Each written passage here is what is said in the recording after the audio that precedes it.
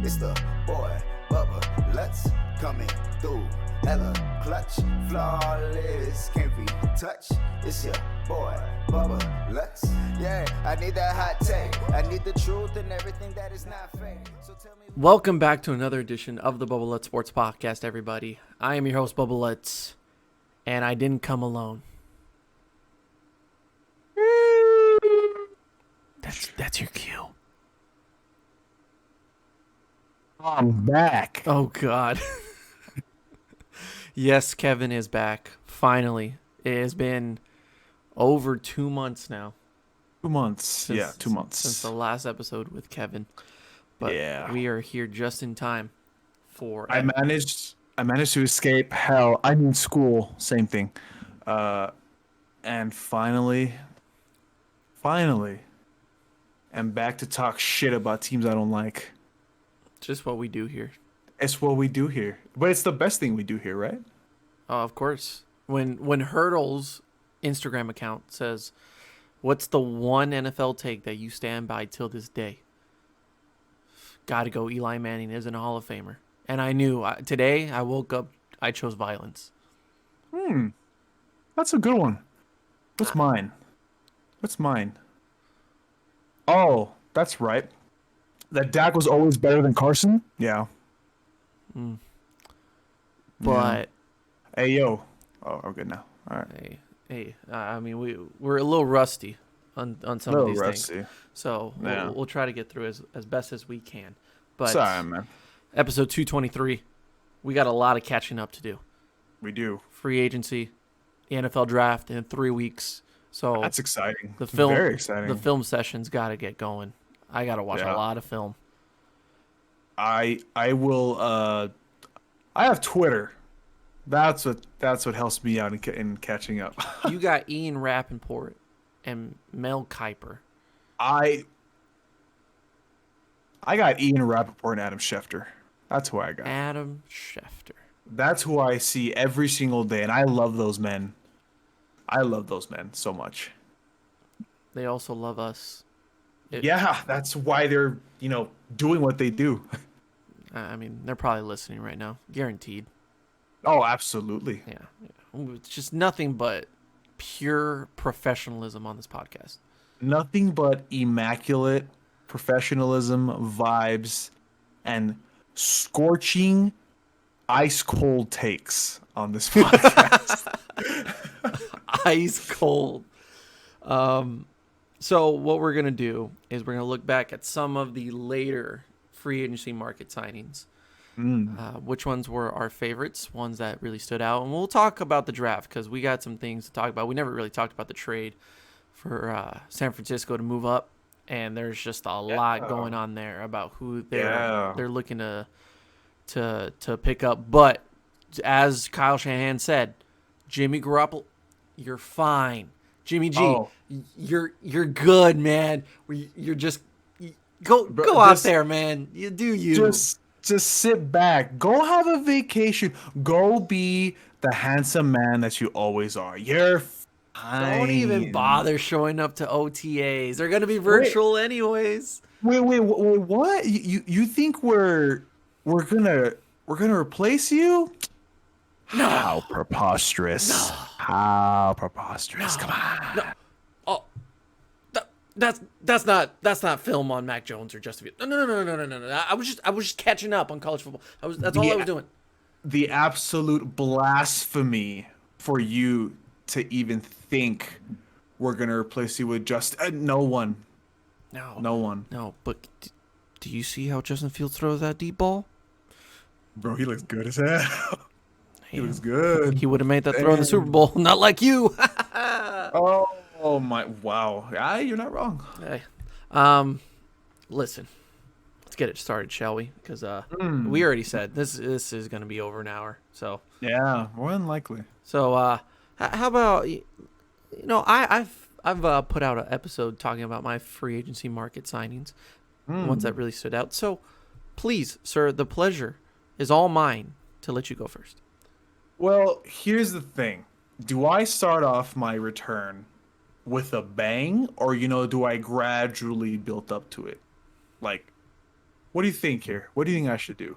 I occasionally like a good bang. At Bang Energy on Twitter, that was your cue to sponsor this man. Oh, So, you were talking about the energy. yeah, man. So, speaking of bangs, off-season bangs that just happened, I have one of those scorching ice cold takes we were talking about. This might upset a certain person in your life, a certain person that you are very fond of, you are very good friends with. I don't think the Patriots did anything good this offseason. Oh, wow, you're coming out guns fucking blazing. All right. Yeah, Jesus Christ. I'm ready. That was the Go. That Hit was me. the most Hit me. All right. Okay. All right. Look. Let's be fair. Should we ever doubt Bill Belichick? No. I am probably going to be 1,000% wrong with this take because it's Bill Belichick. But it's always fun to think that we're on the right path. So, let's try it. Let's look at these off-season moves, shall we? Okay. Let's. Okay. So, I remember the day that the Patriots were, signing left, right, center, up, down, east, north, west, west. Everybody was like, "Oh my God, Bill Belichick's finally spending money. Blah blah. He's reforming the Patriots. He's bringing the Infinity Gauntlet after that one season." Let's look at these Infinity Stones, huh? Let's see. All right. First one that happened that everybody thought was insane. Defensive end. Oh, I'm sorry. Linebacker Matt Judon. Okay. Really productive in Baltimore. Pretty productive in Baltimore, but He's a presence on that line. yeah. Can rush the quarterback. They desperately need that. So let's see. Judon has 34 and a half sacks since being selected in the 5th round of the 2016 draft and should provide the Patriots with a valuable second-level defender. Okay. It's all right. You seem to forget the young stud group that is their linebacker core. Thank you for making my point. Wasn't needed. Next one. Whoa.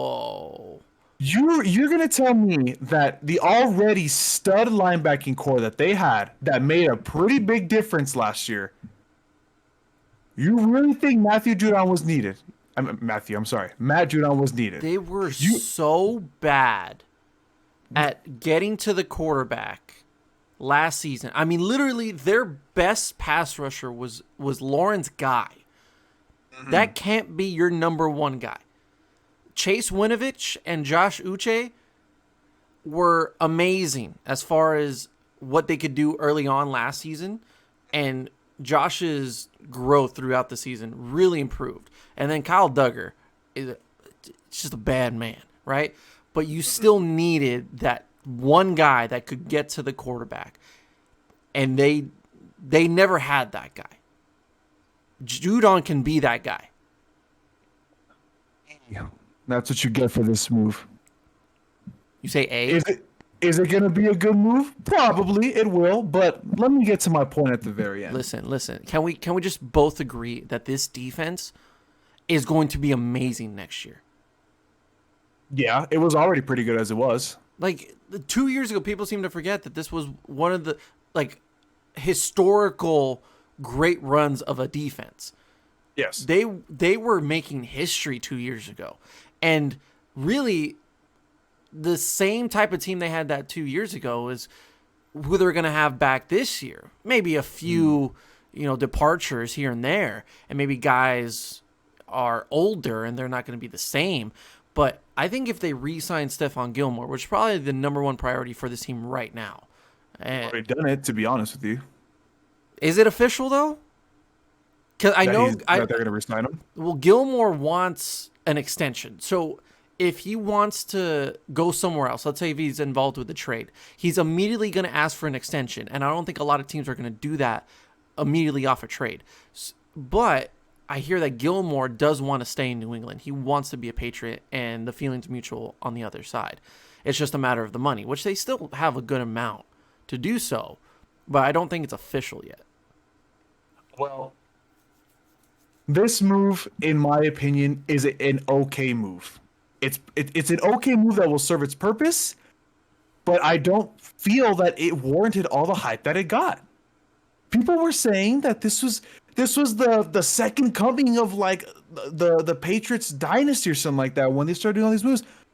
It's an okay move. It's all right. Just pump the brakes here. My God. With Judon? Yes, with just him. They hadn't even signed anybody else. No, and they were you're already wrong. You're freaking wrong. out about this. You're move. wrong. It was the third move they done that day. Oh, I'm gonna get to the other ones. Fine. Then my timing is wrong. But still, I'm gonna get to the other ones. But in my opinion, I think this move will serve its purpose, but it should not be hyped up the way it was. In my opinion. Just a domino effect. Like they threw out contracts left and right. Yeah. And so it's like, oh my God, it's the Patriots just signing everybody.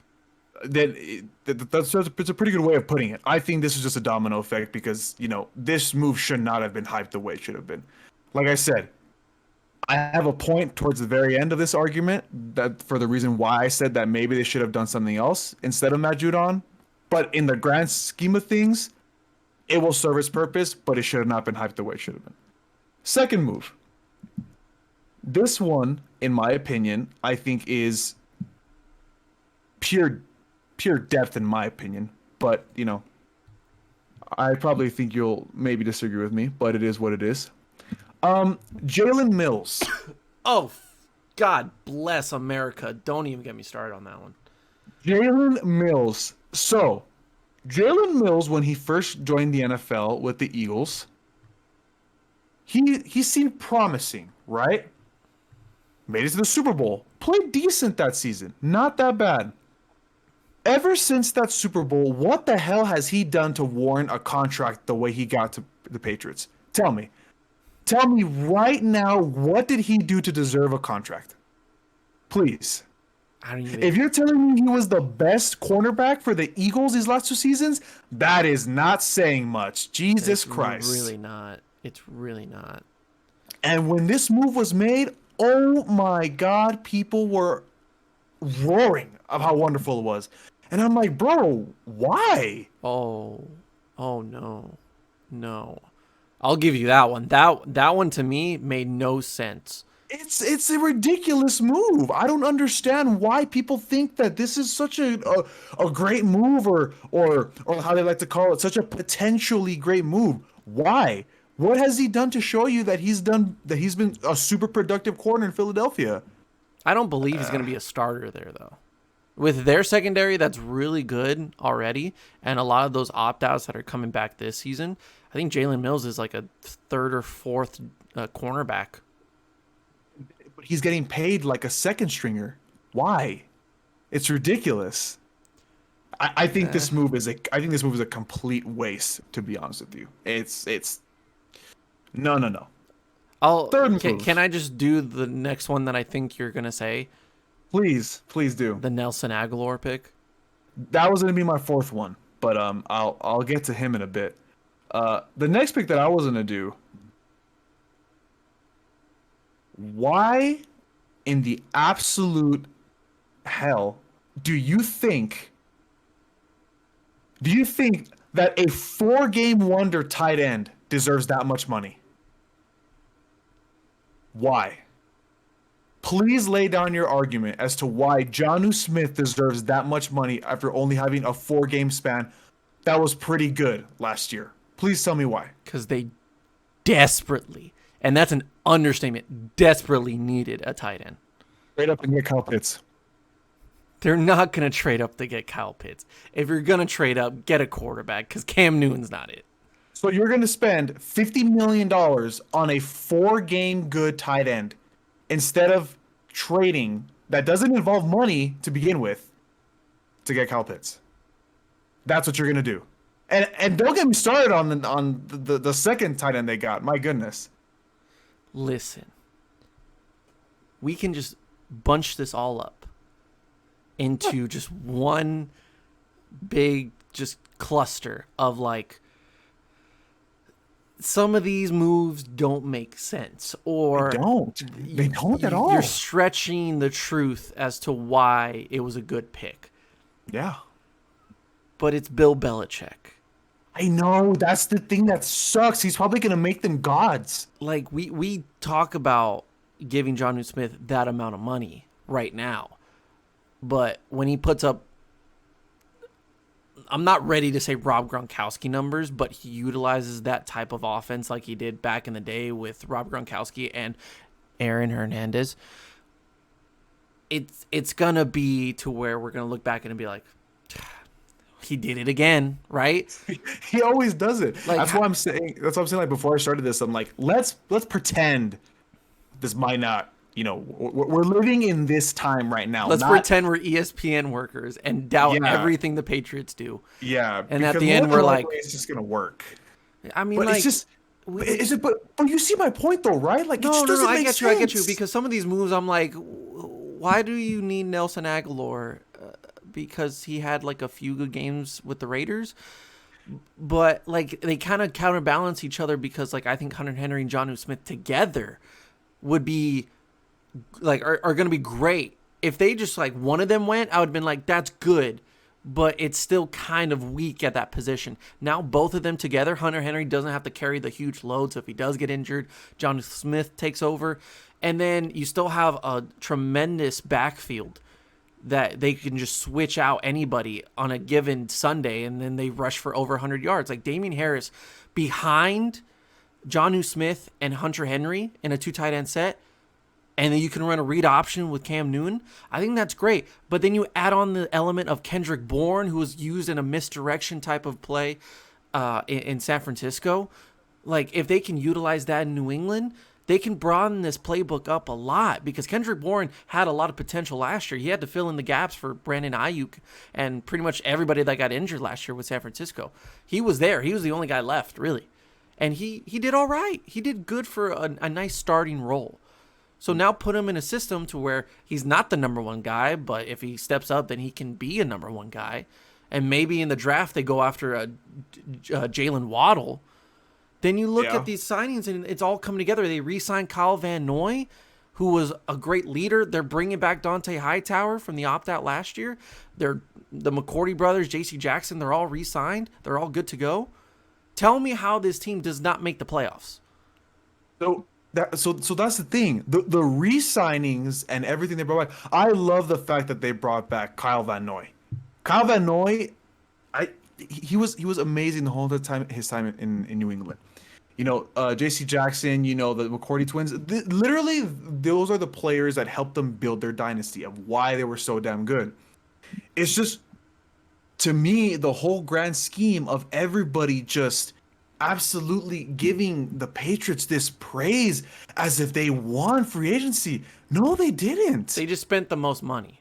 They spent the most money. They signed a bunch of potentially good players that in reality don't deserve the money that they're getting. Kendrick Bourne, okay, I think he has a lot of potential. Nelson Aguilar, drop City until this last season where he did okay. Does he deserve the money he's getting? No, not in my opinion. So to wrap up my whole entire point about this whole entire Patriots offseason, Hunter Henry, to be honest with you, I think he could have gone somewhere else and it would have been way better for him. But that's just my opinion. I think Hunter Henry got shafted by the whole Justin Herbert situation. Hunter Henry was so good with Phillip Rivers because Phillip Rivers became that blanket, security blanket thrower. Hunter Henry became a security blanket for Phillip Rivers. Justin Herbert... Well, if he was on the field. If he was on the field. But Justin Herbert was a gunslinging young rookie that wanted to throw deep to Keenan Allen, that wanted to throw deep to, Jalen Guyton. You know, Mike Williams. Hunter Henry didn't fit there anymore. And I get that. That's fine. But New England? Come on. We know it could have gone somewhere better. To wrap up my point, so we can move on to the next thing. All these moves that they made that don't make sense, in my opinion, you know, like I said, Matt Judon, he's going to serve the purpose. But no. Jalen Mills? No. Jonnu Smith, no. Hunter Henry, it's a good one for them specifically, but should have gone somewhere else. My point in all this, with all that money they spent in free agency, don't you think they could have cut half of that and signed a decently good quarterback better than Cam Newton? That's a good question. Don't you think they could have done something like that? Well, I saw the number that they spent, like, what was it? In total, like $400 million in free agency? With those, like, big signings in, like, the first 3 days? Oh, like you mean like if you collectively put the contracts together? If you collectively put the contracts together, and at least, fine, if you want to keep Hunter Henry, if you want to keep Matt Judon, Nelson Aguilar, okay, whatever, fine. Those are the ones that merit some warrant. But the other ones, you don't think you could have put their contracts together and signed a pretty good, decent quarterback? Really? What if the plan all along was to save up and potentially put a package together to where some of these guys don't even play in New England for one game? They get sent trade somewhere for else something? and they trade. Look, I'm telling you, man, Jimmy Bill G looks Belichick. really nice in a Patriots uniform again. He played really well in a Patriots uniform, to be It was real. like 2 games before he injured his shoulder, but like, what if the potential of them moving up in the draft, like we were talking about before this? What if they end up just sending these guys over there to wherever they're going to be traded to? Like, what was it? Like Atlanta? Atlanta, or in this case, the Bengals, or something like somewhere that. in the top 5. Somewhere in range. top 5. It's Yeah. like, If that's the plan, okay, fine. I will stand corrected. 100%. It's Bill Belichick. But my whole entire point of this argument is I just hated all the praise the Patriots were getting for such a mediocre free agency class that was deemed spectacular. I thought it was ridiculous. I think you're focusing a lot on the names rather than just the whole spectrum of signings. Like, they signed a lot of re-signed and signed some really good offensive linemen that'll help them next year.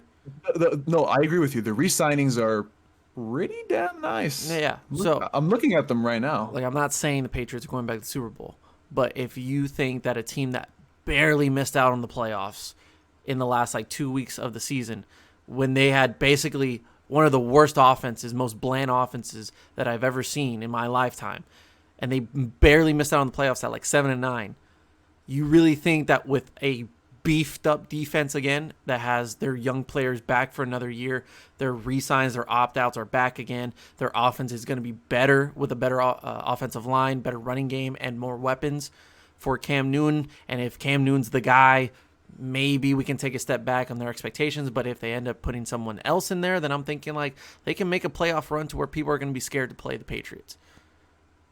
Look, I am more than welcome to stand here corrected, and I probably will, because the God himself is running Bill the we Patriots. trust. In Bill we trust. But like we said, we're ESPN reporters for this take, and just don't make sense to me. We speak we speak French now? Yeah. Who's this we?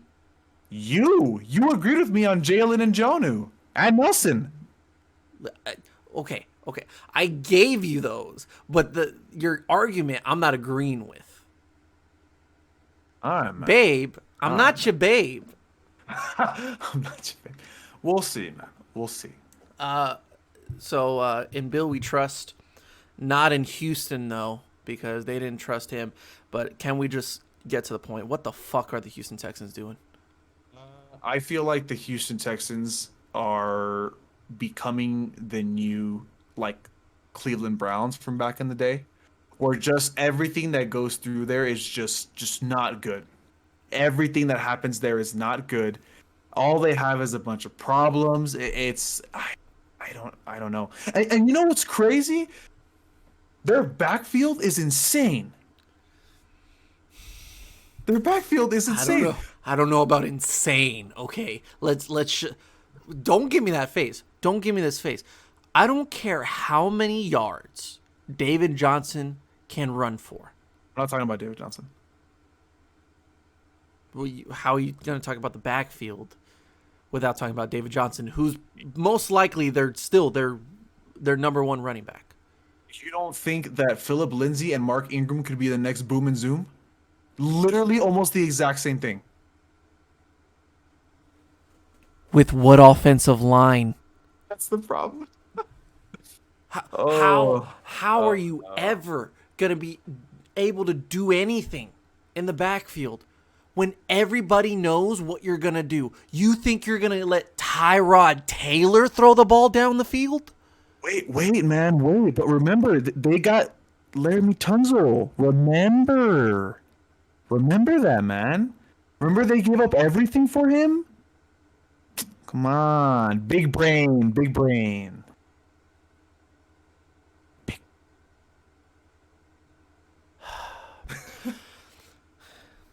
They can't stop anybody on defense. So even if you do score on offense, how are you going to make up for 40 points on the board?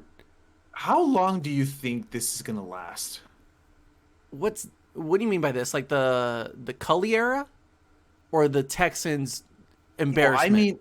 I mean like the fall of the Texans. Like, how long do you think this is gonna last until some miraculous miracle happens that they finally come back and find their footing? Because we've seen a lot of teams like end up regressing and just falling and just having this insane like downturn of events. But this Texans deal is something that I have not seen in a long time to this magnitude. There's not much this team can do about the Deshaun Watson investigations. No, but everything else is in their control. So like, if somehow they actually talked Deshaun Watson into playing with them, which it wasn't going to happen. Hypothetically, it didn't happen. But yeah. hypothetically, let's say he was just like, you know what? I'll give it one last shot. And then this happens. You're like, well, damn, like that sucks. That stuff going on in Deshaun Watson's life is out of their control. And by the way, 22 lawsuits is getting ridiculous, man. Like, it's something else. At 9, I was like, oh, it's not looking good for Deshaun. And then the number jumped to 22, and I said, it was a nice run, Deshaun, but I don't think we're ever going to see him in a uniform ever again. Apparently, his lawyer has quote unquote strong confirmed evidence that this is all like blackmail and all that. But 22? Unless his lawyer is the same lawyer that got OJ free, I don't believe a goddamn thing. I don't know either, dude. That's just going to solve itself because every day it's just something new. But for this team, a team that has gone years upon years thinking that Bill O'Brien's their god and knows exactly what to do in every aspect of football, traded away the best wide receiver in football. Once again, I will say that. The best wide receiver in football. Not even a debate. He traded him for David Johnson, a washed-up running back that is still their number one running back right now. I'll give you that Philip Lindsay is a great running back, and he had some really great years in Denver. I think he's very underutilized, used in the passing game, and he's a strong runner for his size.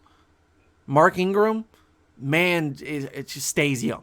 Like he just, it's insane. He's so good. He had phenomenal years in New Orleans. He made it again happen in Baltimore. Injuries plagued him last year, but Baltimore was like, J.K. Dobbins is our guy for the future. So, Mark, we're going to have to let you go. This was going to happen eventually. By the way, we predicted that. Yeah. J.K. Dobbins, I take credit for that one. We take credit for that one. We both take credit for that one. Now we speak French. I'll say we on that one. Cam Akers? Cam Akers is a beast, though. I will say that. But not J.K. Dobbins. I take J.K. Dobbins. Yeah. I got. So backfield's good. You don't have a quarterback. As much as you want to say Tyrod Taylor, he's a journeyman, and he's not even Ryan Fitzpatrick journeyman. Like, he's Tyrod Taylor. Deshaun Watson's not going to be your quarterback. So you're out of the top 10 in the draft. Yeah. So you really can't do much in the quarterback draft unless you want to go for like Trey Lance or Mac Jones if they fall out of the top 10, which is unlikely. Kyle Trask and all that, yeah. Kyle Trask, whatever. Like you are out of your mind if Kyle Trask is going to make it in the NFL. But great, you have Brandon Cooks, who is a really good wide receiver. You got my boy Kiki QT. Can never forget him. That's your man. That is your man. But guess what? The 3 most relevant players on your team that made your team at least competent to win a football game, Deshaun Watson, J.J. Watt, and Will Fuller, are now gone. Yeah. Forever. Gone forever. Aaron Hernandez. Once again, shout out. Not in a good way, though. Yeah. How do they win a game next year? Because their defense, which is the worst part of this whole ordeal, they signed like Desmond King. Congratulations. You actually have a safety that can start in the NFL. But their secondary has been horrible over the last 10 years. They have no linebackers. They have absolutely no presence on the defensive line. Tell me how they win a game next year. I don't think they do. I don't think they do unless they play a team, like. Do they play the Lions? Do they play the Lions? Let's look at the schedule right now. Just real quick, rapid fire. Hey man, don't disrespect the Jared Goff led Lions. Come on, man. Come on. I'll get to that one in a bit too. Jesus Christ. All right, let's look at the schedule. Now with 17 games on the schedule. A little odd, huh? Yeah. I don't know which order this goes in. Let's just start it from the top. 2021 Houston Texans. They start off going to Arizona. Easy loss. My goodness. It gets better. Buffalo. Easy loss. Gets even better. Cleveland. 0-3. Indy. 0-4. Carson Wentz? 0-4. Don't talk to me about that bum. 0-4. Gonna be better than Jalen Hurts. Don't at me. With Indianapolis, yeah. 0-4. Jacksonville? With Sunshine? 0-5. Ah, Sunshine. Tennessee? Can you tackle Derrick Henry? Can anybody tackle Derrick Henry? You answered your own question. My boy Bill Belichick, New England Patriots? 0-7. The New York Jets, Robert Saleh? That should be a good game depending on what they do in the draft. Zach Wilson. Zach Wilson. Did you see that on the throw? On the move throw he did? Okay. Wow. Okay, hold up. Now we're just being hypocritical at this point. You're one of those people that think what? Why is everyone talking about the New England Patriots? Why are they hyping it up so much? That's not a impossible throw to make. I'm just saying it looked nice. Dak Prescott does that on a daily basis. I know, but I'm just saying it looked nice. Oh, it was nice. That was very good. So what? 0-8. 0-8, yeah. Matthew Stafford and the Los Angeles Rams. 0-9. Best defense in the overrated Seattle Seahawks. 0-10. Still, even though they're overrated. The Chargers with Herbie. Herbie and new head coach Brandon Staley. Oh, 0-11 sounds to me. Yeah. Indy again. 0-12. Jacksonville again. Sunshine. 0-13. Miami. We'll get to this in a bit. 0-14. San Francisco, who's winning that division, by the way. With Justin Fields. 0-15. Tennessee.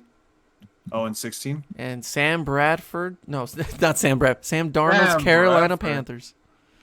I'm very excited for that. We'll get to that later. Oh, look, there's a real good chance they can go 0-17, but I really don't think they will. I think their best chance is the Jets. No. Really? Their best chance is Carolina, because maybe at that point you're sitting some starters. Maybe you just don't care anymore. Oh, you're thinking about that way. Okay. Yeah. Okay, then fine. But I think New York is going to be pretty good next year. I'm not saying a winning record, but I'm saying that past 2 games, I'm thinking 6 wins. Maybe. Yeah. I like Robert. I love that man. Oh, everybody loves Robert. Yeah. But yeah, I think Carolina is their best chance. But you know how hard it must be to know that you're not even going to be a team that goes 0-16. You are going to be the first team in all of the NFL's history. In the first year, they have 17 games to lose all 17 of those games. It's remarkable how bad they're going to be next year. We talk about being down bad here on this podcast. But this might be down universally. It is so bad. Like this, to a certain extent, this isn't even a laughing matter anymore. This is serious. How could you possibly recover from this? Oh, dude, we just throw it out the window. They signed Malik Collins. My bad. They actually have a pass rusher. Oh, they signed Joe Thomas from the Cowboys as well. Excuse my French. They actually do have a linebacker. Mm-hmm. Yeah, they're going 0-17. Houston Texans. This isn't even winners and losers, but give them the Stephen A. I don't even have it queued up, but for the whole season. The whole season.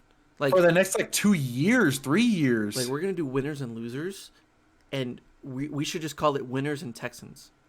Yeah. Thoughts? That's not that bad of an idea. Thoughts? And so now that we're off this Texans bandwagon, I will say one thing. You mentioned it earlier. I think that Will Fuller signing to the Dolphins, I think that was pretty damn good. I personally wanted him to go to the Packers. But everyone did, because that's a place to be right now. Yeah, but the Dolphins, hey man, that's pretty damn good in my opinion. You got Will Fuller on one side, you got Devontae Parker on the other side. There are a lot of rumors that the Dolphins want Jamar Chase. So imagine that trio with Mike Gesicki. Bro, that's such a good trio. It's all going to fall on Tua if he can prove that he's not, average as people are calling him now. Right. But I got very high hopes for Miami. They were my sleeper pick last year. And you were 75% right. I was so close. I mean, if they would have made the playoffs, I would have just I popped the champagne at that one. But they're going to be better this year, which is hard to think about. But think about it. You're going to have a full off season for Tua. So this is his chance. This is definitely his opportunity to learn the playbook, fit the system, and get comfortable as being QB1. Now, let's not forget that this was one of the most sleeper free agent signings that nobody's talked about. But to me, it's a great security blanket in case Tua does not work out. That still fits that system very well, and is a guy that has been playing for many years and is very smart. Now, he may not be the most athletic and most talented, but I think that in this situation, he can be a Tua. Wow. Ah? Okay. That's Signing Jacoby Brissett is a great move by Miami. I think a one-year deal for Jacoby Brissett in case Tua does not work out fits perfectly in this offense. Now, for the draft, no matter what they do, they're going offense. At number 6, they have the opportunity to pick Kyle Pitts, Jamar Chase, Jalen Waddle, Devontae Smith, or a top 2 to top 3 offensive lineman. That could be Sewell, that can be Slater, that can be there's another guy that I forgot his name. But, I mean, these are proven guys. I think one of them's from Alabama. I could be wrong. But, I mean, you're getting a solid offensive lineman to an already great offensive line. That could use some work, but it holds up really well. In the grand scheme of things, it does its job. Yes. But if you add an offensive weapon to that, alongside Will Fuller, alongside Preston Williams, who was injury plagued a lot last season, but he's good. He's tall, lengthy, and physical. Love that guy. And then anything else that you really add on to that is just icing on the cake. Yeah. So, look, man, I think Miami's in a really good spot. Miami's in a really good spot. And if we're going to stay on the top of a quarterbacks really quick, this is probably one of my favorite, if not, in my opinion, the best. Andy Dalton. If you are a Bears fan, the number for suicide prevention is 1-800. I don't know it, but it's please. We're here for you. We're here for you. Stop it. Get some help. I mean. I'm sorry. Like I'm just purely sorry at this point. You know, okay, so real quick story before I get to my point. So this guy, group of 3 guys, came into my work the other day, and they were Bears fans. They were from Chicago. They had Bear shirts on. They were here for work or whatever, right? So I asked them. I was like, "Hey, like, how do you guys feel about your QB1?" QB1. Oh God. The look of absolute disgust and horror they gave me when I asked them that question, I felt like I saw their soul get shattered the millisecond I finished that question. And they just looked at me and they were like, "Yeah, that's Ryan Pace for you." And I was like, do you want to talk? That's champagne without the sham. Like, would you like me to take my break and we'll talk about this, okay? It's on the Like, house. It's like, you know what? Yeah, it's on the house. You suffered enough. It's one thing for them to not successfully get Russell Wilson. That's fine. Like going for such a high level quarterback like that, it They wasn't gonna tried. be easy. They tried. But to go from trying for the elite and not even trying to meet in the middle. No. Not even trying for in the middle. They went to the bottom and said, "You know what? Yeah, whatever. Andy Dalton. I would have rather stayed with Mr. Trubisky than Andy Dalton." Yes, I agree with that. It's devastating. Absolutely devastating. I could be wrong on this, but I think there was a report that read that they actually made offers to Sam Darnold. Oh, did they? Wow. I think so. There's 2 teams that made calls about Sam Bradford. Sam Darnold. I don't know why I keep saying Sam Bradford. But I think the Bears were one of them, which in my opinion, I thought Darnold, I was about to do it again too. Darnold should have gone to Pittsburgh, but they re-signed Big Ben, which I don't agree with, but it is what it is. Just let them do their own thing. So really quick, let me get to my point that I was going to say earlier, and then we'll move on to this.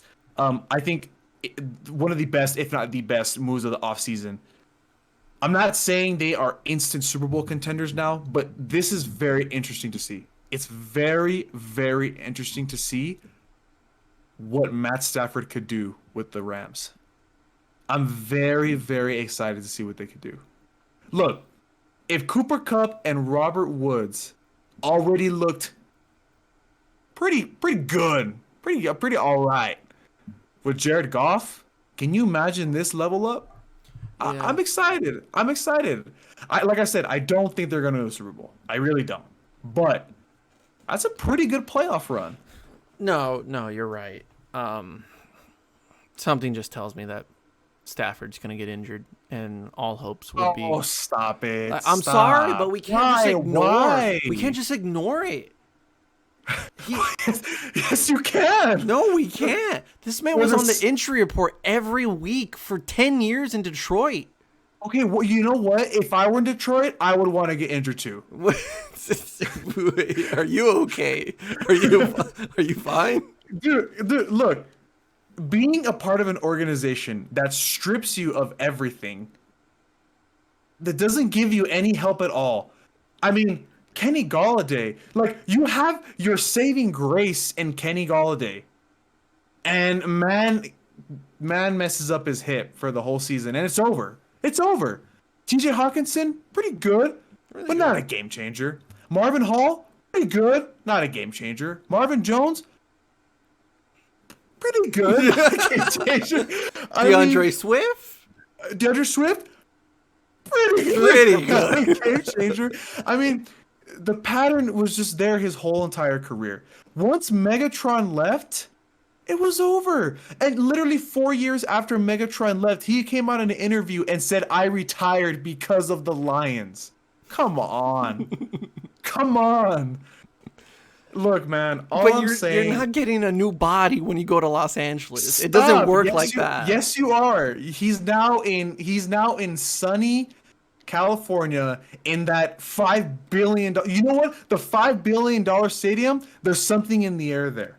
It prevents injuries. Okay, that's what's gonna happen. For $5 billion, there better be a prevention of injuries in that stadium. God damn. But look, He's gonna slip in the shower and he's out for the rest of the year. and then when he steps back in that stadium, the second later, it'll be back to normal. Don't worry, it's gonna be fine. Dude, I guarantee you, Stop. I You're know being it. so- I know you're it. being an It's, ass. no, I'm not. I'm being realistic here. Look, it's either going to be to where he's out for the rest of the year, or like at week 17, we're going to hear reports like, yeah, Matthew Stafford's been playing with a broken clavicle for like 14 weeks. And we're all like, Don't put Andrew Luck on Matthew Stafford, okay? listen, man, it's too soon. Too soon. Imagine Look. Andrew Luck with the Colts today. Super Look, Bowl. man, all I'm saying is I think Matthew Stafford is going to be very good with the Rams. Just like how I think, and I'm going to say it, just like how I think Sam Darnold might possibly revive his career in Carolina. Think about this offense, man. Think about it. I'm not even going to talk Think about it.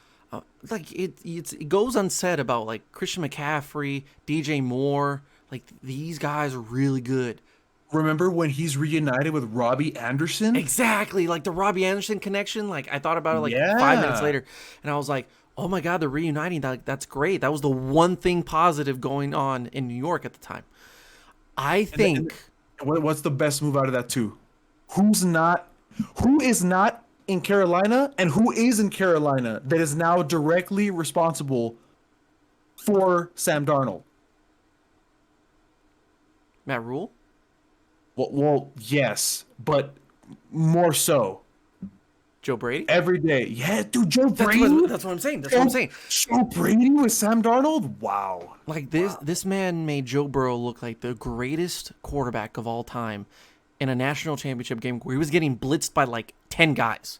I mean, like he had the entire defense blitzing him, and he was so composed. He made Joe Burrow the confident man that he is and so composed. Joe Brady's a mastermind. Matt Rule's an offensive mind as well. So if you're going to basically reincarnate Sam Darnold's career, because it did not look good in New York. And I was one of those people that thought that Sam Darnold would be a bust coming out of college. I thought he left college too early and everyone was hyping him up. I'm like, he's a kid. He just doesn't know everything yet. You needed to give him time, and Adam Gase wasn't the guy to give him time. Dude, don't even mention his name, bro.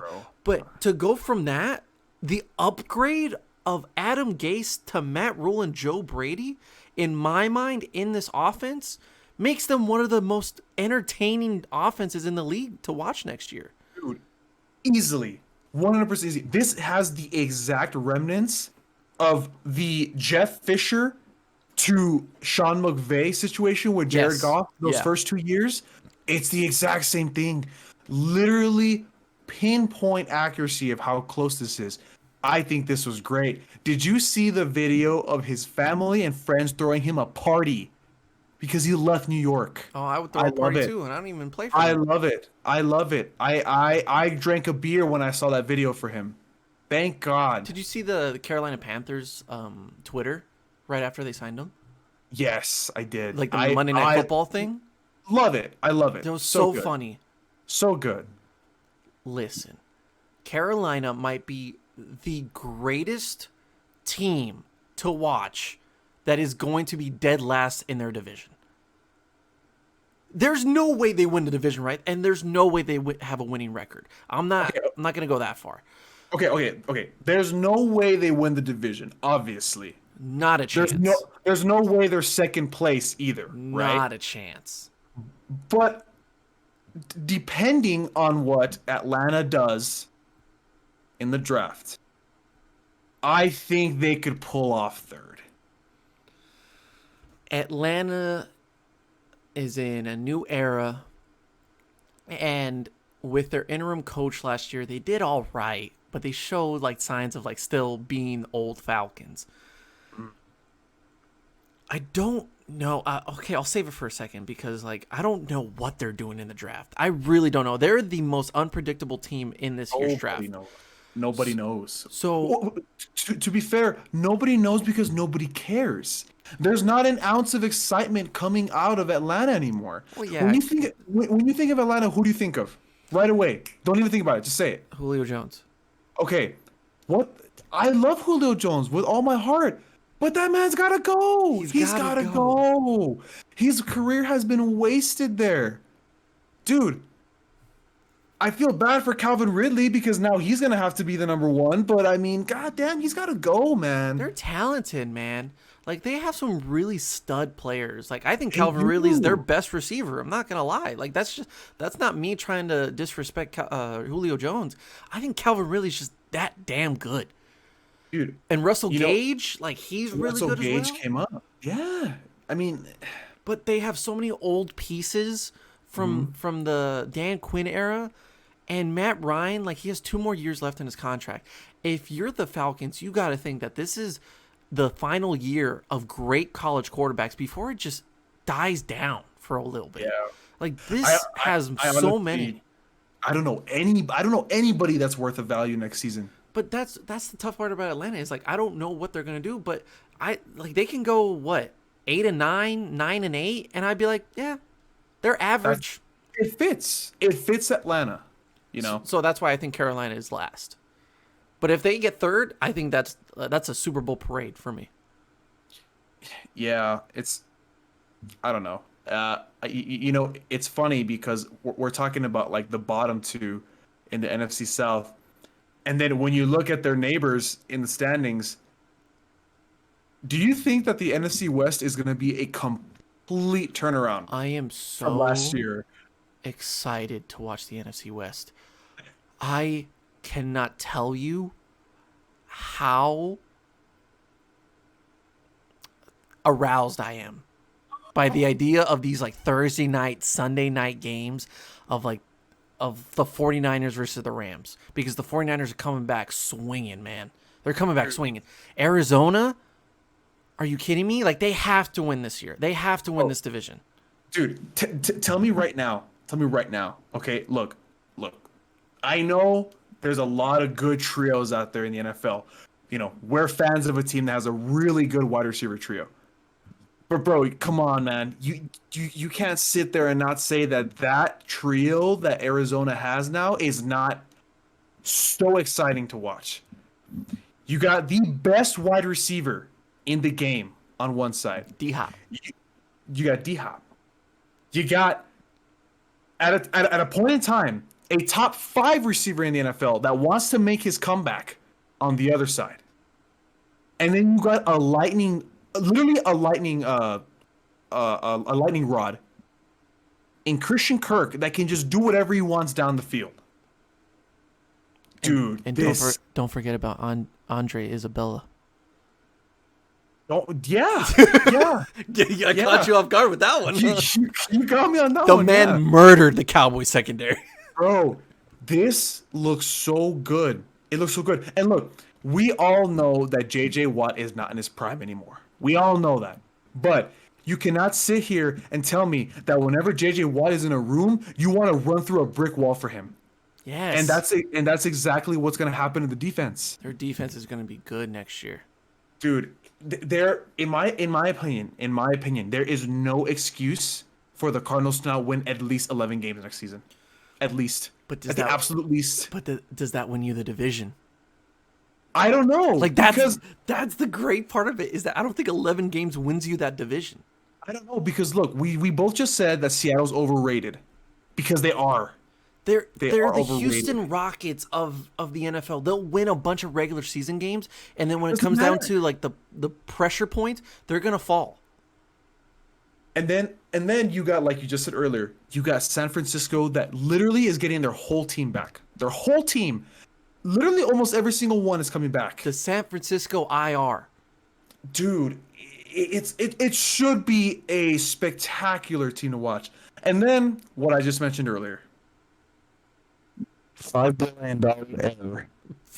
Los Angeles Rams coming back with non-injury prone Matthew Stafford. Bro, You know what? Wait, hold on. this division sounds so good. I can't wait. It should be great. It should be great. I feel like you're gonna pull something out of your ass. I am. Wait. Full page it. Where's the full page? Oh crap. We're just gonna do this. We're gonna do that. I don't know how to show this, but it's the body cast guy from SpongeBob. Stop. That's gonna be Matthew Stafford in week 17. No, not with that $5 billion 18, I guess. error. Not with that $5 billion error. you say that. It's $5 billion. Do you know how much that is? That's a lot of money, dude. I think you have something for Matthew Stafford. Bro, can you imagine? Can you imagine waking up tomorrow and in your bank account you see $5 billion? Can you imagine that? That is what that building is. So, something's in that stadium, bro. For that much money, something's in that stadium. All right. Yeah. Yeah. I mean. Yeah, man. Yeah, the NFC West is gonna be pretty lit. Yeah, should be lit. Should be lit. Oh, last free agent thing before we talk about the draft real quick. Would you like to know my most favorite wasted free agency signing this offseason so far? Wasted. Like this, it's a really, really good signing on paper. Absolutely amazing signing on paper. But it doesn't matter. What is it? Imagine you are considered one of the best receivers in the game, and you go from Matthew Stafford to Daniel Jones? Come on, man. Dude, Kenny Galladay is a beast. But it don't matter when the ball's 40 yards in front of you. Doesn't matter when the ball can't even get to you because it's on the ground already. You want to know something? Dude. What? I'm throwing it out there. I'm going to throw it out there. Oh, no. What? The Giants are one of my sleeper picks for this year. Oh, stop it. Stop it. Stop. You want me to put the dagger in? You want me to put the dagger in? They are third place in the NFC East this season. Mark my words right now. You cannot sit here and tell me that they are going to beat Washington football team for second place. Don't tell me that right now. You want me to put the dagger in? I guess. I'll give you a little comfort. Washington wins the division. Oh, yeah, maybe. The Giants get the wild card. They beat the Cowboys. The Cowboys end third in the division. Because of why? Because their defense is going to be one of the best in the NFL next year. It's a pretty compelling argument. And that's going to win them a lot of games. They don't need to score a lot of points. It's going to be ugly. It's going to be really ugly to watch the Giants offense. It's a pretty compelling argument, but they're going to beat the Cowboys twice because the Cowboys just always struggle at covering Giants wide receivers. It's funny, huh? It's really funny. And if they pick Kyle Pitts, they're not going to have a secondary to begin with, really, other than Trevon Diggs. And they're going to beat Eagles twice because everybody's going to beat the Eagles. Everybody's going to beat the Eagles twice. They're going to lose to Washington twice, but they're going to win their other 14 games now. Is it? They'll win enough games to get 12. To the second wild card, or the third. I just think it's so funny. I just think it's so funny that Kenny Galladay technically lost, even though he's making so much more money now. They did sort of overpay for him. But, I mean, if Daniel Jones can't throw to any of these guys, because there's plenty to throw to. Oh, there's plenty. And you know what? In all realism, I will give the Giants this. Their wide receiver core is actually not that bad on paper. Kenny Galladay, Sterling Shepard, Darius Slayton, Evan Ingram. That's pretty damn good. And now you're getting Saquon back. That's pretty good. Their offensive line did play better last year than they did the year prior. But it isn't worth jack if your quarterback can't make the damn throws. Think about it like this. As long as we force more turnovers than Daniel Jones does, they'll win football games. Fair? Fair. I hope my prediction is right of them being third or second, whatever. But I feel bad for Kenny Galladay. At the end of the day, his bank account don't care. But I feel bad for him. You got to do what you got to do, man. I mean, it doesn't get much worse than the Lions, unless you went to Houston. Yeah. Think about it. Think about it. Speaking of doing what you got to do, right now, top 5 in the draft. Go. Jacksonville on the clock. Trevor Lawrence, Sunshine. Sunshine. Mm-hmm. Okay. Now, I think we both agree who's going to number 2 as well. The Jets, there's an infatuation around the league of Zach Wilson. Now, I want to watch more film on him before I really start to say, like, I really like this guy. I like what I see. I like his build. I like the way he moves his feet, like his throws, like his arm. You're never going to 100% trust that a quarterback going in the top 10, top 5, top 3 is going to be a star franchise guy.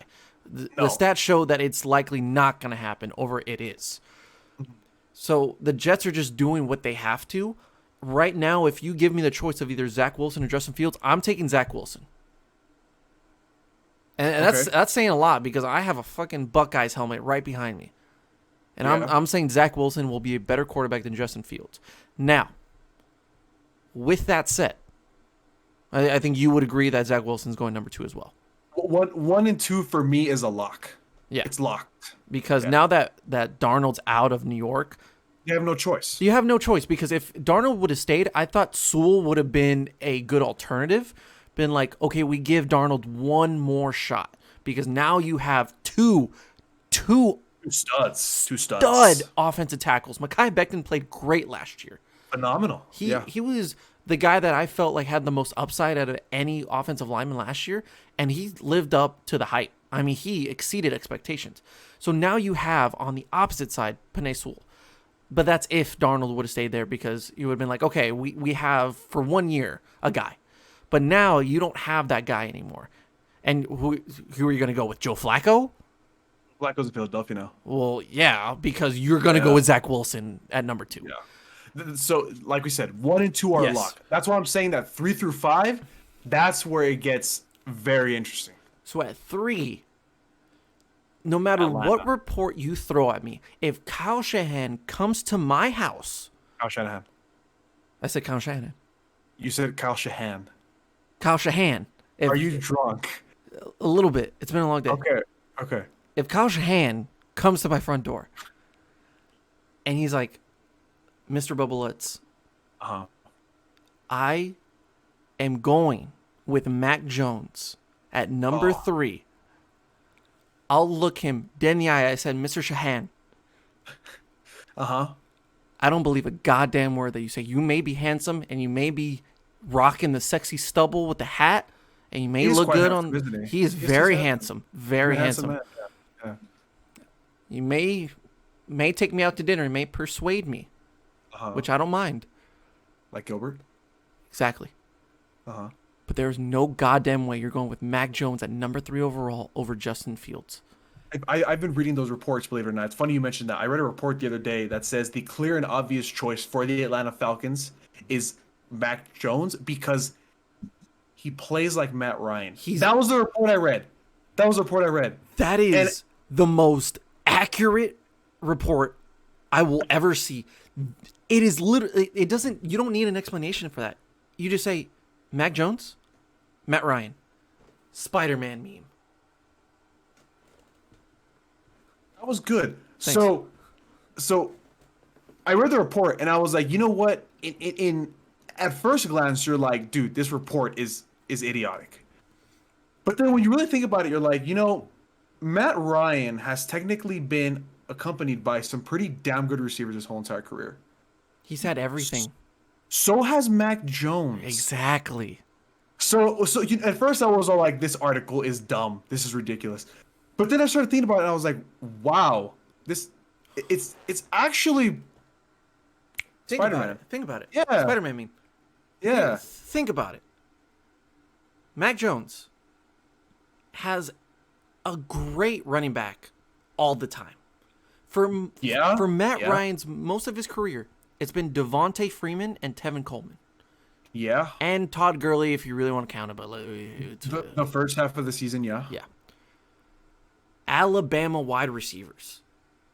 Double Alabama wide receivers. Julio Jones, Calvin Ridley, actually. Henry Ruggs, Jalen Waddle, Devontae Smith. Throw out a fucking name at Alabama. He's a Heisman Trophy winning wide receiver. Yeah. And he's had an offensive line that you may not know all the names, but they're big guys that will get the job done at the end of the day. Yeah. What's any different? No, it's not. Like Matt Ryan doesn't convince you. Like when you look at him, you're kind of like, it's just a lengthy guy. Like he doesn't take over a room. Like when he walks in, you're like, looks like a normal guy to me. Yeah. Mac Jones walks in and I'm like, look at that dad bod. He looks like his name is Chad or something. Yeah. Like he looks like a typical guy. He doesn't do everything like amazingly. He does everything good. And yet, even with all that explanation, you are out of your damn mind if you're going to take him over Justin Fields. Dear God, man. Look, the only way that Justin Fields becomes a star in the NFL is if he goes to San Francisco. That makes all the sense in the world. If I'm him, I'm calling up Kyle and I said, Mac? You're going after Mac? Bro, I beat Sunshine. I wheel and deal that ball down the field. Jimmy G can't do that. What makes you think Mac's going to do that? Picture this. Picture Brandon Ayuk, right? Picture Debo, right? Mm-hmm. Both of them stud playmakers, right? And Kittle. George Kittle, right here, right?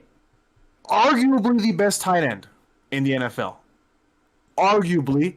Top two, maybe one, maybe two. It depends. Top two. There's a seesaw between him and Kelsey, right? All right. Just with those three, your running back situation. Just throw anybody back there. You made Raheem Mostert look like a god 2 years ago. The job seems to always get done in San Francisco with the running back situation, apparently. So we'll leave it at that. Your offensive line, at least before these injuries, seemed pretty damn solid, right? And also, Trent Richardson's a big boy. I'm sorry, not Trent Richardson. I don't know why that came in my name. What was his name? Oh my God, Trent Williams. My God, how disrespectful for me to say that. Trent Williams, big boy, one of the best offensive linemen in the league, deserves the money. Offensive line is pretty good, right? So you have all these playmakers, and then you're adding Justin, my friend Justin. Oh, dude. Crack that football, my guy. Oh, dude. That offense sounds like so much fun to watch. He fits the system. Dude, just imagine this one play.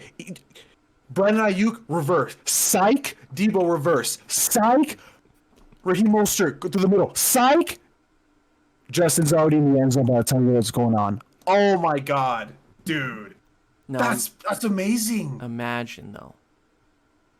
Handoff to Debo. Reverse to Brandon. Okay. Reverse to nobody because Mac Jones is too slow and can't move. He can't get there in time. You lose 10 yards. Oh, everything's going down. Yeah. All because you wanted the guy out of Alabama who was given every single 5-star recruit possible out of high school And guess what? He actually did pretty good. I could be QB1 for Alabama, and I could win a natty. I could be QB1 for Alabama if I literally had that receiving core that they had these last 2 years.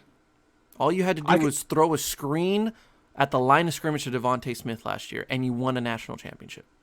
I could literally overthrow the ball 50 yards down the field, and Henry Ruggs would have somehow caught up to it. Somehow. I'd hand the ball off to Najee. He's down the field 70 yards. I could probably throw a slant to Jalen Waddle, and the second he catches it, he bulldozes like 3 or 4 guys. It's mind blowing to me. So the San Francisco 49ers could literally be the gadget play team of the NFL if they get Justin Fields. Literally, they could run a gadget play every single play of a game, and it would probably work out. Because how the hell are you going to cover 4 different players that can literally do whatever they want? Yeah. Literally do whatever they want. Right. It's insane. The right choice is Justin Fields. Did you see right choice. Did you see the take by Stephen A. Smith? This is gonna be fun. What? You don't know?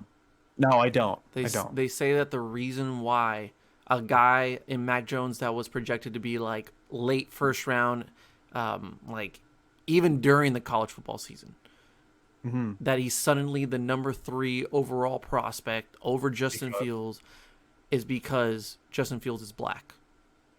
And that the black quarterback still is getting disrespected. And I said, okay, look at the top 10 quarterbacks in the NFL. Wasn't Stephen A. the one that made the argument that black quarterbacks are now like dominant in the NFL? Or was that Max Kellerman? I don't know, and I don't care because He's day wrong. it's this, one day it's that. I love Stephen A., but he's wrong on this one. Wrong. Like, he is so wrong. Like, how can you even make that case when the face of the NFL is Patrick Mahomes? Didn't we just have 2 out of the last 3 MVPs be Patrick and Lamar? And for many years, one of the most entertaining quarterbacks we've seen is Deshaun Watson. I mean, And Dak Prescott's. Dak Prescott just got paid? And Russell Wilson is an MVP that never wins an MVP. Lamar Jackson's on the cover of Madden Mobile. He wins an MVP. They've gone to so many Pro Bowls. Oh, yeah, but they still like a white quarterback. I love Stephen A., but I disagree with him on this one. Makes no sense whatsoever. It's a horrible take, in my opinion. I didn't even think about that when I think about these QB prospects. I don't consider Trevor Lawrence the best quarterback because he's white. I say sunshine because it's a Remember the Titans reference, but it's just funny. But it has nothing to do with skin color. His play has nothing to do with skin color. If we're gonna make this argument, like, we can go back to like Michael Sam, to where this man did really well at Missouri. He broke so many program records as a defensive end, like sacks, tackles. He won like SEC Player of the Year, Defensive Player of the Year. Like, he's a good player. But on film and at the higher level, he just wasn't gonna catch up. Did that have anything to do with the fact that he was gay? No. Or that he was openly gay? No. When that came out, I said, congratulations, you're the first openly gay player. Are you the first gay player to ever play in the NFL? Absolutely not. Just people kept it to themselves. If whether they were scared or not, it didn't matter. As long as you played football and you played at a high level. Michael Sam didn't make it in the NFL because he was bombarded with the fact that his sexual orientation, his sexual preference was outed. Or it was out there. Yeah. The man couldn't play. He made a practice squad for like a few weeks with the Cowboys, and then they let him go. Why? Not because he's gay, but because he couldn't play. The reason why Zach Wilson is going to go over Justin Fields is that I think Zach Wilson has more upside than Justin Fields. I think in the crunch time, in those moments, I'd take a guy over in Wilson over Justin Fields. I've seen Justin Fields lack that takeover mentality in a game. He proved it last year or in this past season with Trevor Lawrence in that that playoff game. But there's a lot of other games where I'm like, where's Justin at? Like, he's not taking over this game like he should be if he's that damn good. Yeah. I think there's more upside to Zach Wilson. It's a pretty ridiculous take, to be honest. It's and fucking terrible, man. It's a bad take. And let's be real. Justin Fields should be the number 3rd overall pick in the NFL draft. And we'll leave it at that. And it's good. That's great because I actually want him to go to San Francisco. I think it's the best fit. It's the best fit. Any team after San Francisco, it doesn't make sense, personally. You know? Carolina was in the running to apparently either trade up or get a QB at the 7th pick. Not anymore. So in the top 10 teams that are in this draft, after San Francisco, there's nowhere that he should be going. Yeah. Nowhere. There's nowhere he should be going. So if you're going to sit here and tell me that Mac Jones should be picked over, Justin Fields, for whatever reason, certainly not because he's black. That's ridiculous. Absolutely horrible take. It logically does not make sense. Doesn't. No. At number 4. With the Bengals. No, Atlanta. Cincinnati's 5. Oh, that's right. Yeah. I'm sorry. Yes. Atlanta's just that weird. They could definitely shake things up in this top 10. Yeah. Because theoretically, they should get a quarterback. They should move on from Matt Ryan. Trey Lance. At that point, then it's just Mac Jones, Trey Lance, Kyle Trask, Ian Book, whatever. Who else? Yeah. Out of those, I mean, Mac Jones would basically take over. I mean, it would be like the same thing of Eli Manning to Daniel Jones. If you really think about it like that. Like, it's just like, it's another former quarterback. Like, it's the successor that's exactly the same. So nothing's really going to change there. But if you want some versatility and some diversity as far as the playbook goes, if you're Arthur Smith in your first year in Atlanta, Trey Lance is the way to go because he's more mobile. You can utilize him more. He's in better shape. Maybe his arm isn't as good as Mac Jones. That's up to you. But I think it's time for Atlanta to get like just a different feeling in that offense. I think that's what they need, though. Like, I think you're 100% spot on. When you think of Atlanta, you think of this offense that is pretty damn good, but nothing ever really spectacular comes out of it, you know? When you think of Atlanta, you think of Julio Jones, like I just asked you, but, you know, it's just, I think that maybe Atlanta needs a different spark in their team. And maybe Trey Lance can provide it, maybe not. We don't know, but on paper, Trey Lance could maybe be that thing that could either elevate, switch, something, but it will be a difference because ever since the Super Bowl, so for the last 5 years, when you think of when you think about Atlanta, you think about a mediocre team that either chokes games or does just enough to either barely win or miss the playoffs. That's all you think. Why? Because it's the same thing over and over and over and over again. There's no difference. There's no difference with Atlanta. You saw 4 years ago San Francisco be at the bottom of the barrel with this NFC West team. They trade for Jimmy G. At that time, it was a good trade. They get all these star players. Their defense, stud defense. That's the change. With Atlanta, there is no change. This could be it. Yeah. Whether it be Trey Lance or Kyle Pitts, dynamic playmaker. You don't know. But there has to be something, man. There has to be something because Atlanta just doesn't do anything anymore. They're going two different ways here. They're going with we're still gonna ride out with Matt Ryan for these next 2 years, and then we'll really rebuild because at Kyle Pitts in that scenario. No, they would get Trey Lance. Oh, okay. Because then I would think that Trey Lance is gonna be learning under Matt Ryan for a year, and then they're gonna put him in the following year. Okay. Or they just wait for Matt Ryan to finish his contract, whether or not he wants to retire or not, whatever. But after this contract, there's definitely no way that Matt Ryan stays in Atlanta.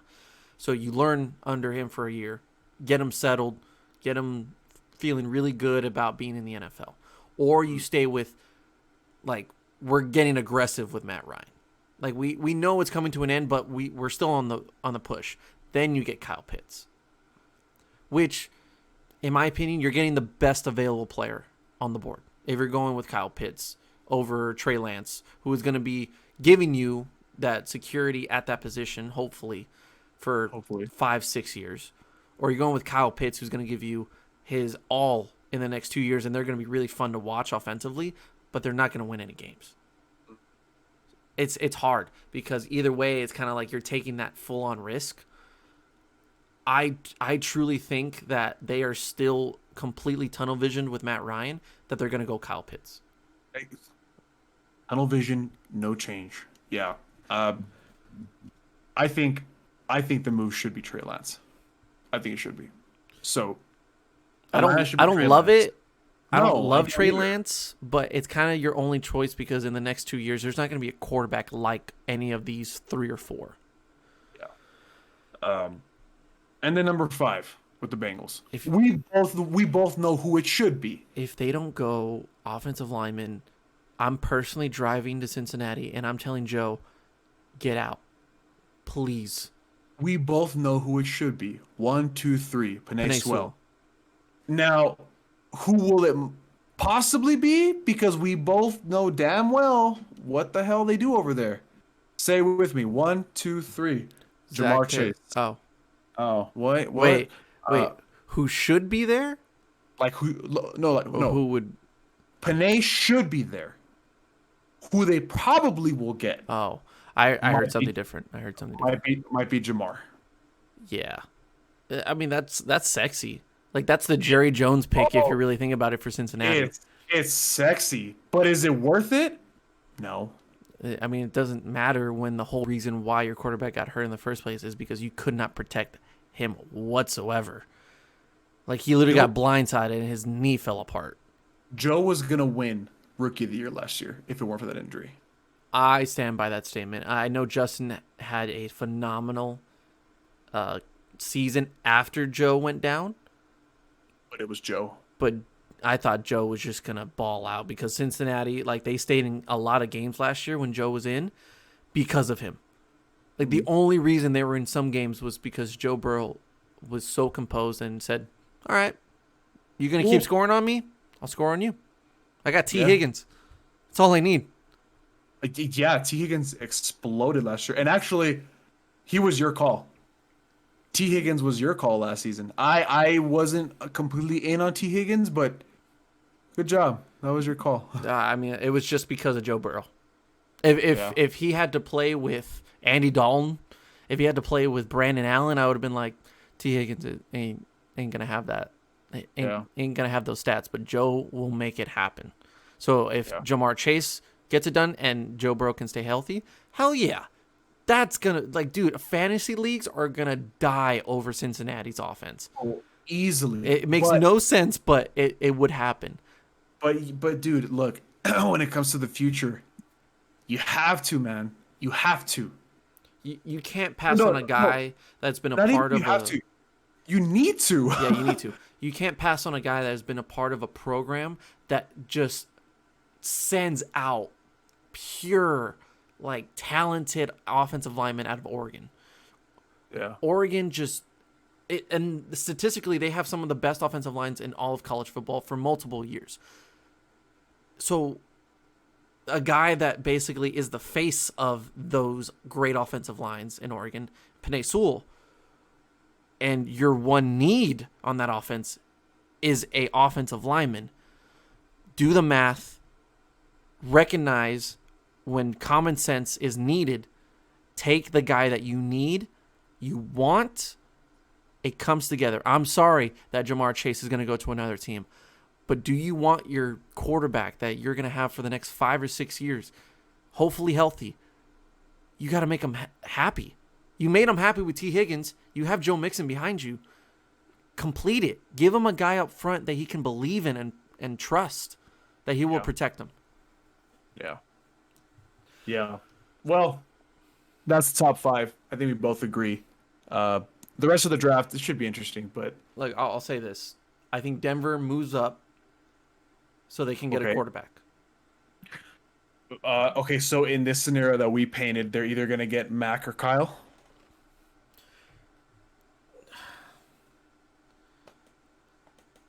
I don't want to pick Mac. I really don't. I don't want an Alabama quarterback. So you're saying Drew's done, like completely. They want to move on. I think Denver was the other team that called for Sam. I could see that. But they should have made a push for some other guys. Like, honestly, I wouldn't have blamed them for going after Mitchell Trubisky. Yeah. Like, I'd prefer him over Drew Lock. But, I mean, Denver has made it perfectly clear that they are okay with moving on from Drew Lock. So why should we just ignore it in the draft and be like, sorry, Drew, we'll get you some weapons. We'll get you some more guys. Like, Denver really doesn't need a lot of things. No. Maybe an offensive lineman. They can go the safe route with an offensive lineman. But their wide receivers are good. They got plenty of weapons there.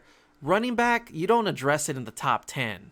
Not like that, because... But it does the job. That's the point. Yeah, like what they have now, it's okay, but they can get a guy in the second or third round at the running back position and pay him cheap money, and it'll get the job done. On defense, like, maybe a secondary guy, maybe a cornerback, safety.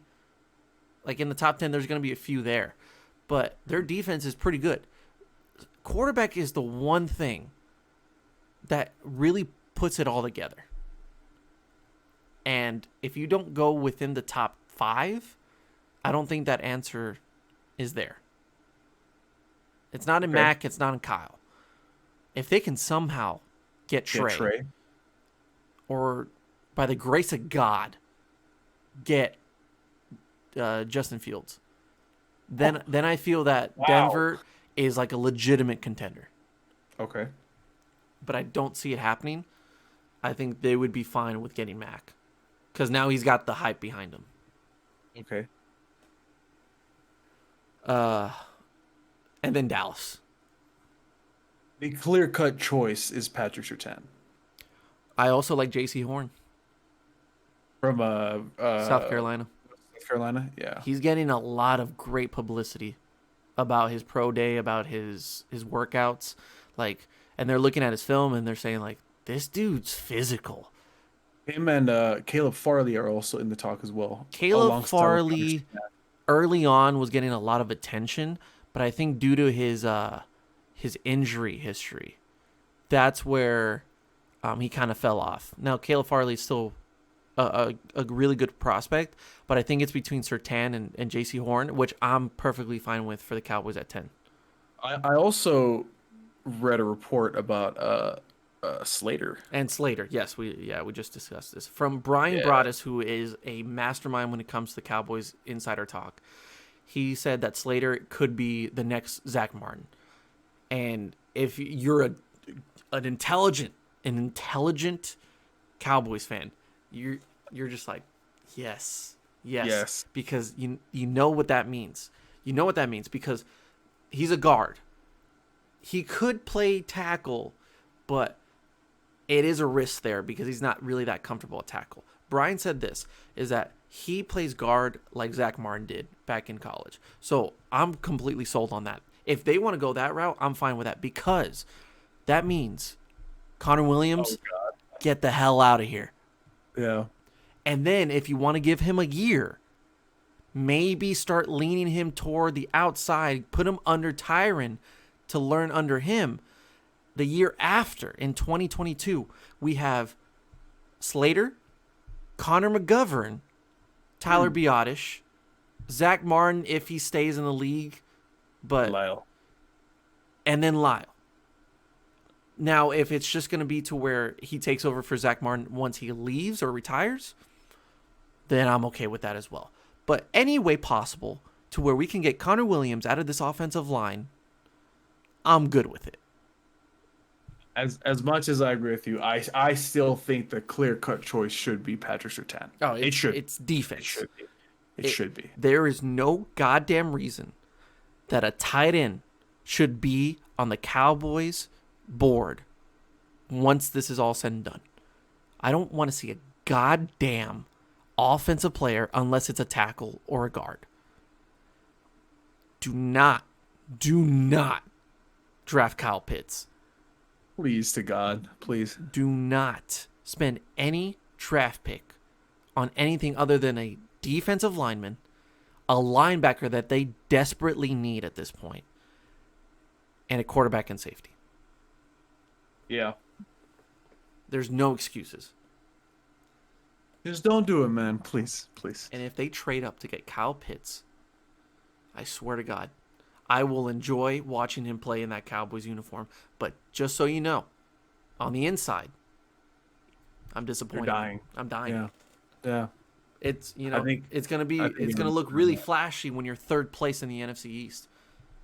It's gonna be really flashy when you're 17 games now? When you're 9-8 with the number 1 offense in the league, but the 32nd ranked defense in the league. But that's what Jerry wanted, right? That's what Jerry wanted. He Yeah. wanted to make the move. Yeah.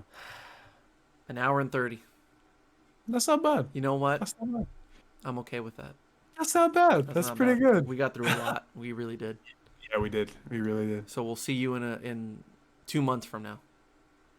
No. It's the middle of April. I am free. Well, I'm free for 2 weeks in a month because I am taking summer school, unfortunately. But I will try my hardest to roll back in like I did in the intro of this episode. Like I'll do the film. I'll watch all the game film on all of these guys. I'll give you the insider scoop. I'll be your Adam Schefter for the next month. Thanks, man. Hey, look, the draft is coming, so I'm getting excited. I really like draft season. It's lit. We're gonna hopefully, depending on what happens in the next few weeks of my life, we can do a live stream.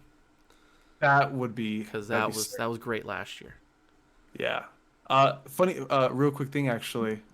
You know when the draft is? It's on Gilbert's birthday. April 27th? 29th.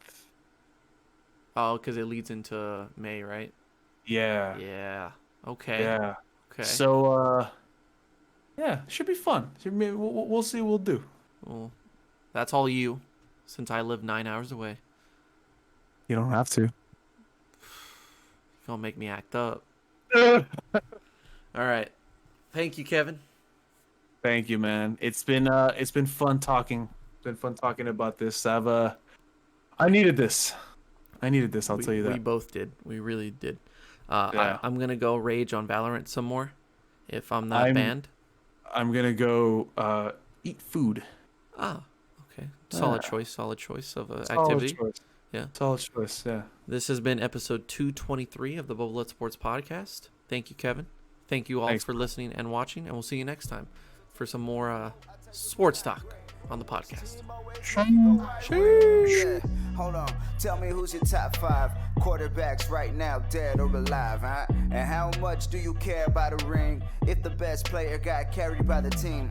Now would you lose if it been a better draft pick? And do you cuss when your team get their ass kicked?